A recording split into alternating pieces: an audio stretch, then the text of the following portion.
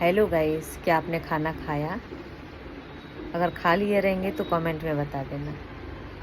तो देखिए हमारे खाने में क्या क्या है। आज हमारे घर में पार्टी है, तो हम पूरा फैमिली मिलके आज पार्टी कर रहे हैं। मेरी लड़की का बर्थडे था, उसी की खुशी में हम पार्टी कर रहे हैं। तो आप भी पार्टी में शामिल हो जाइएगा।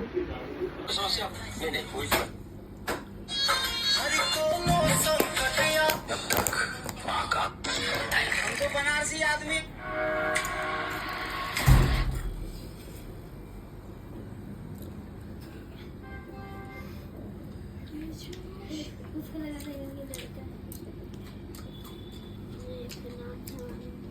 कुछ ज़्यादा तो नहीं है, बस अपना फैमिली वाला है।